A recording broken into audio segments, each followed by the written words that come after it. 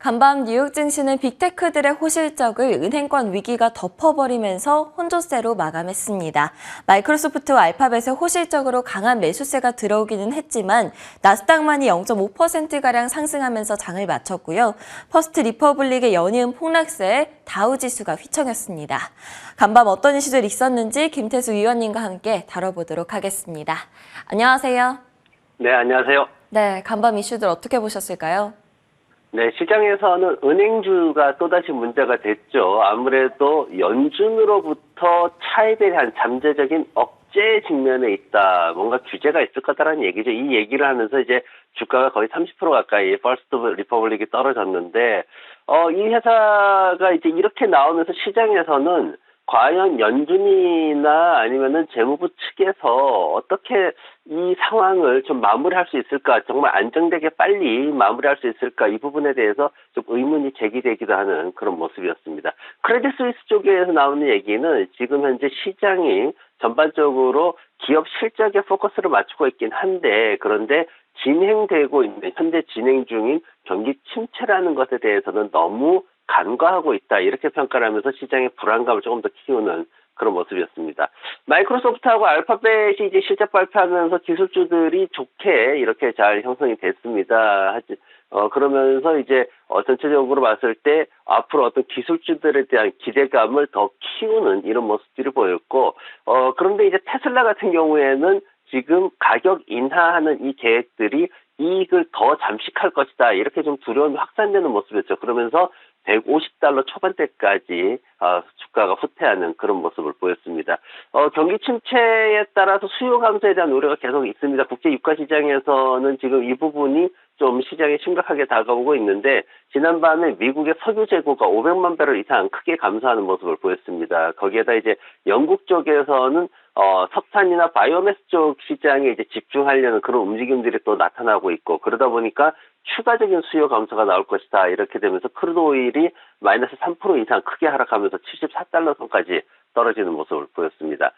그리고 장 마감 후에 이제 메타가 실적 발표를 했어요. 근데 이제 앞으로 좀 개선될 거다라는 기대감에 지금 주가가 많이 올라가고 있는 모습인데 10% 이상 상승을 하고 있습니다. 보면 일일 활성 사용자 수가 한 4% 정도 증가를 했고요. 매출 같은 경우에는 전년 동기 대비해서 한 6% 정도 증가를 했습니다. 순이익 같은 경우에는 사실 많이 하락해서 24%나 전년 동기 대비해서 줄어든 모습 보였고, 주당 EPS도 마이너스 19%나 줄어들었습니다. 다만 이제 비용 측면에서 봤더니 구조조정 그동안 많이 했어요. 이제 사람을 고용을 했다 해고를 할 때, 고용할 때도 돈이 들지만 해고할 때도 돈이 많이 듭니다. 그래서 해고하는 이런 관련된 비용들이 11억 4천만 달러나 들었습니다. 그래서 이것들은 이제 전부 단발성 비용이고, 해고가 없었다면은 순이익에 고스란히 올라갈 수 있는 돈이기 때문에, 이런 부분들에 대해서 이게 이제 단발성으로 끝나게 되면 다음번에 수익으로 남겠구나, 이런 생각들을 하게 되는 거고, 그리고 자사주 매입 같은 경우에도 지금 1분기에 92억 달러 정도 자사주 매입을 했어요. 근데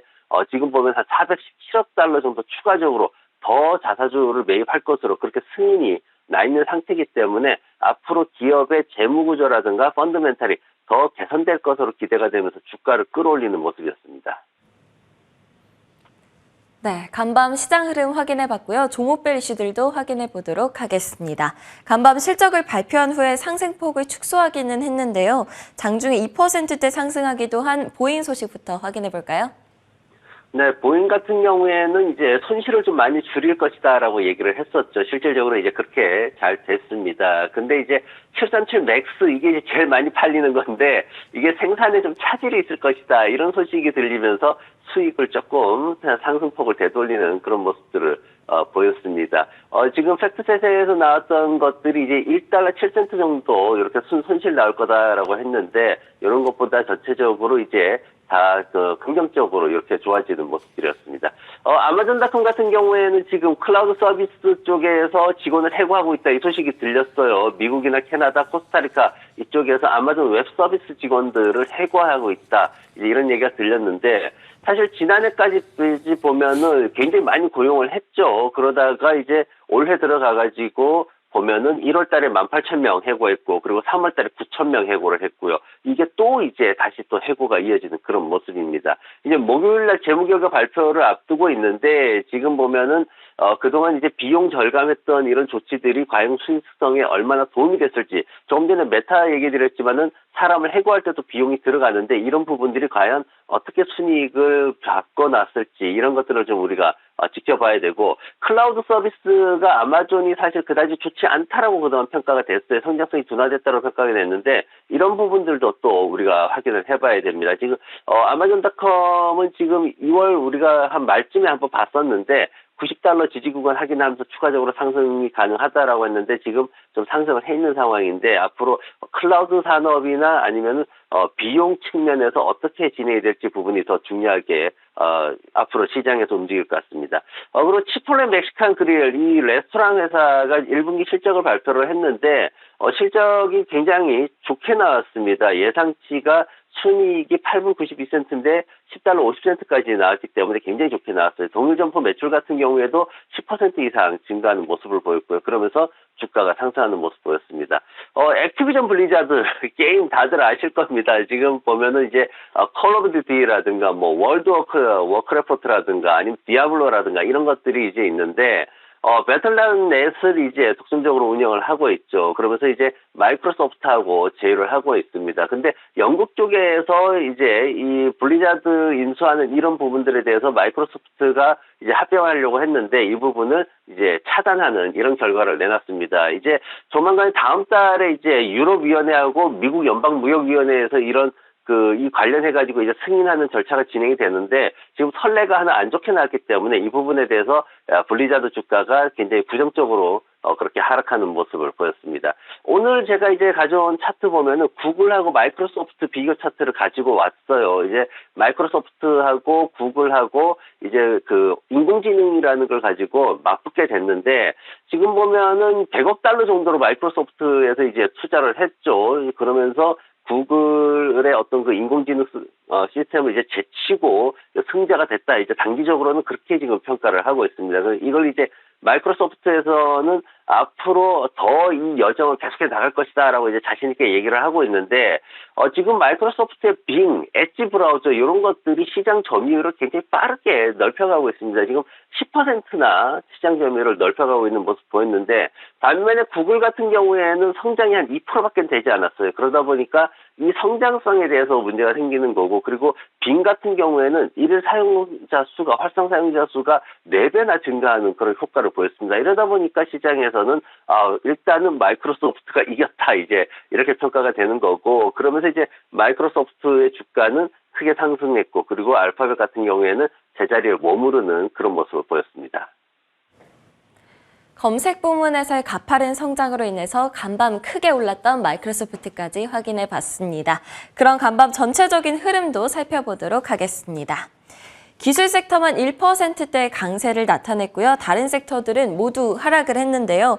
방금 말씀드렸듯이 마이크로소프트가 7% 넘게 급등을 하는 모습이었습니다. 아마존 역시 클라우드 부문에 있어서의 성장 기대감에 2% 넘게 상승을 했고요. 또 알파벳의 경우에는 호실적을 발표하기는 했지만 전년 대비해서 수익이 적게 성장했다는 점에서 소폭 하락했습니다. 장마감 후에 실적을 발표한 메타 플랫폼즈의 경우에는 호실적의 10% 넘게 시간으로 급등을 하고 있는 중이고요. 퍼스트 리퍼블릭은 계속해서 불안감이 이어지고 있습니다. 전날에 50% 하락한 것에 이어서 또다시 30%가량 폭락세를 나타냈습니다. 마지막으로는 경기 침체 우려로 인해서 유가가 3%대 하락해서 $74 선에서 거래되고 있다는 점도 짚어보겠습니다. 오늘 살펴볼 종목으로는 데이터도 꼽아주셨어요. 그 이유가 뭘까요?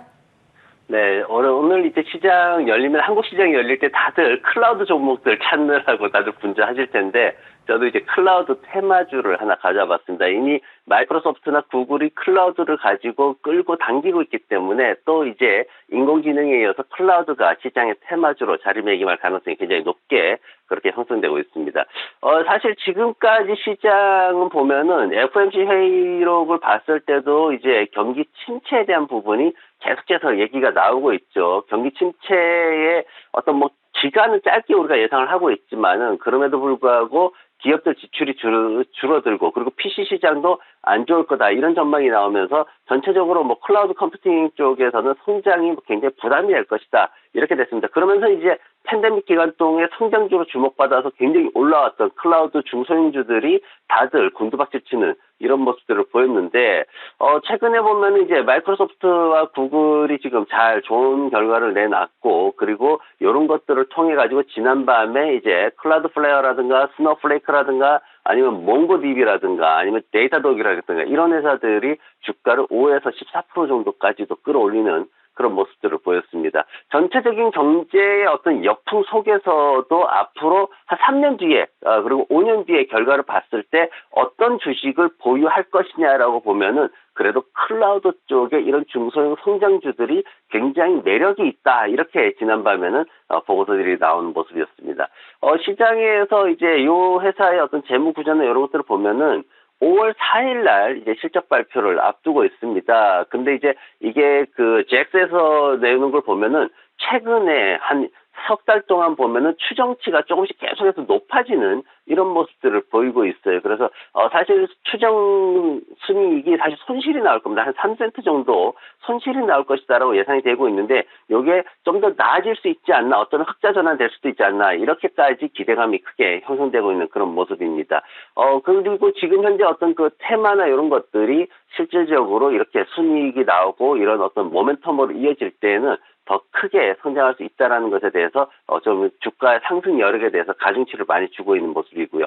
지금 재무구조 관련해서 보면은 예상 수익을 그래도 어느 정도 이렇게 잘 능가하면서 이렇게 실적 발표를 하고 있습니다. 그러면서 이제 매출 같은 경우에는 상승세가 굉장히 가파르게 나타나고 있는데 여전히 말씀드렸듯이 적자 상태를 유지하고 있고요. 그럼에도 불구하고 기관들 같은 경우에는 매수 의견을 좀처럼 줄이지 않고 있는 모습입니다. 꾸준히 매수 의견을 잘 유지를 하고 있고 평균 목표가까지는 앞으로 한 40% 이상 그렇게 상승 여력이 남아 있습니다. 그래서 이 회사 차트 보시면은 제가 가져온 차트는 주봉 차트예요. 지금 이 회사 차트를 일봉으로 보시게 되면은 정말 사지 않고는 못 베길 정도로 와 정말 바닥이구나 이렇게 보이실 겁니다. 근데 차트는 히스토리를 좀 봐야 됩니다. 그래서 지난 주봉을 보면은 이제 팬데믹 이전의 주가가 어느 수준이었는가 하는 걸 볼 수가 있는데 그 수준에서도 많이 되돌린 걸 이제 볼 수가 있습니다. 그래서 고점에서 한 65% 정도 이렇게 하락을 했는데 매물대 굉장히 강하게 지금 자리 잡고 있어요. 여기 지금 발목이 잡혀 있는 그런 상황이고 그리고 지금 좀 캔들의 꼬리가 좀 많이 나타나고 있는 모습들을 보실 수가 있을 겁니다. 그러면서 거래량이 좀 늘어나면서 이런 부분들이 좀 많이 엇갈리는 모습이고 지금 60에서 70달러 그 사이 구간에서 지금 바닥 다지고 있는 중인데 68달러 기준으로 아래로 떨어지면은 분할해서 매수할 수 있는 포인트가 굉장히 잘 오고 있다라고 보여집니다. 그리고 손절매는 아래쪽에 마지막 라인이 지금 한 61달러 수준에 그어져 있습니다. 그래서 그 수준까지 보시면 좋을 것 같고 목표가는 1차적으로는 90달러 보시고요. 2차적으로는 120달러까지도 충분히 상승 가능성이 있다라고 그렇게 판단이 됩니다. 앞으로 흑자 전환이 실질적으로 일어나고 그리고 2, 3년 정도 장기적으로 접근을 하신다면은 충분히 좋은 실적을 올릴 것으로 그렇게 기대가 됩니다. 주목해볼 만한 종목으로 데이터도 꼽아주셨습니다. 경제 역풍을 헤쳐나갈 클라우드 관련주죠. 목표가는 장기적으로 봤을 때 1차 90달러, 2차 120달러 보면서 대응해보자 말씀해 주셨습니다. 지금까지 김태수 위원님과 함께했습니다. 오늘도 좋은 말씀 감사합니다. 네, 고맙습니다.